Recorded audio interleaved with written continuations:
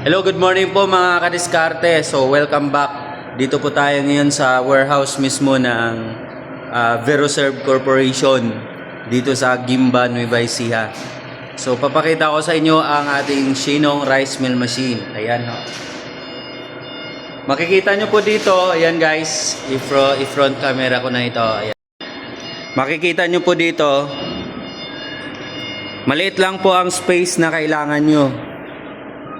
Isang Shinong rice mill machine at isang palay pre-cleaner. Yun po ay set C. Set C po isang Shinong at isang palay pre-cleaner. Maliit lang po ang space na kailangan nyo, hindi na kailangan na mas malaki. Ang taas ng machine natin ay hindi po umabot ng 2 meters high. At kailangan nyo lang po i-prepare. Situate po na dapat yung kuryente ninyo, ang supply ng kuryente, ay hindi bumababa sa 220 volts. Kapag bumababa po sa 220 volts, kailangan nyo na ng transformer, at least 10 kVA na single phase na transformer. Pero kung normal lang naman po yung kuryente sa inyo, no need na po ng transformer. Kailangan nyo lang po magpakabit ng 60 amperes switch breaker. Mas mainam po kung 100 amperes na po na switch breaker. Size 10 na wire or size 8. Dalawang saksakan, universal heavy duty na universal outlet, at least 20 amperes or 16 amperes or 15 amperes. So, yun po ang kailangan nyo i-prepare. Ang sahig po kahit naka-level lang kapag set C lang. Set C. Yun ang makina natin. Ang capacity nito ay nasa 300 hanggang 350 kilograms per hour input ng palay, at ang capacity nito ay nasa output capacity ay nasa 200 hanggang 250 kilograms per hour, or equivalent po sa 4 hanggang 5 sakong bigas bawat oras. Kailangan po ninyo dito ay mababa lang po ang lagayan ng palay, dito lang. Akyat yung palay, and then dito isi-separate po ng palay pre-cleaner natin. Ang purpose po ng ating palay pre-cleaner is to separate debris, impurities, straws, stones, at iba pang mga hindi bagay o hindi kasama sa palay. Yan.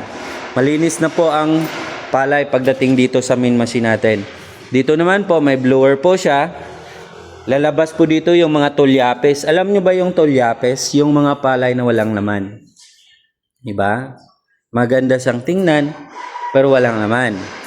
Yun yung tulyapes. Parang palay lang rin. Okay? So, yan po ang purpose ng ating palay pre-cleaner. Ang advantage nito, mababa lang yung lagayan ng palay. At tipid din po ito sa kuryente, mga kababayan. 1 horsepower lang. Ayan yung motor niya. At pagdating dito sa rice mill machine natin, wow, napakaganda po mga kababayan. Sa itsura na, gandang-ganda na. Kung pangarap nyo po magkaroon ng Shinong rice mill machine, magpapareserve na po kayo. Ready na po yung mga machine natin. Darating na ngayong araw galing sa South Korea. Pwede na po kami mag-deliver. Kapag nasa Luzon area lang po kayo, kahit bukas, deliver namin agad. Okay? O within this week, or nitong katapusan ng January. O kahit anong araw gusto nyo, de-deliver namin agad. Kapag set C, available tayo. Ha? Available na po ang Shinong rice mill machine. Kapag set D, kapag nasa Visayas at Mindanao kayo, mga 15 days hanggang 20 days ang delivery time natin. Kapag Luzon area, hindi tawid dagat, 2 to 3 days, deliver namin agad. Kapag tawid dagat naman, basta Luzon area, ganun rin po, 3 to 5 days.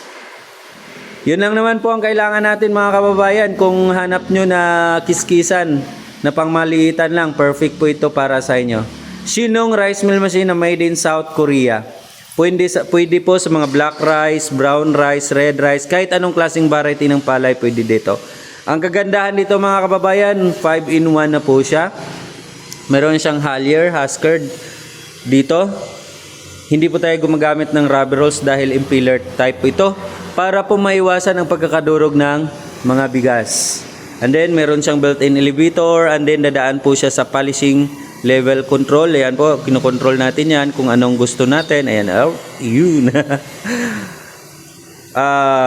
Kung brown rice lang, ilagay lang natin sa 0. Kung gusto nyo puting-puti, ilagay natin sa 3 or 4. Kung gusto nyo kunti lang yung darak at saka medyo brown rice lang, ilagay lang natin sa 0 or 1. Kapag gusto nyo marami yung darak at saka masyadong maputi yung bigas, ilagay natin sa 3 or 4. Yun.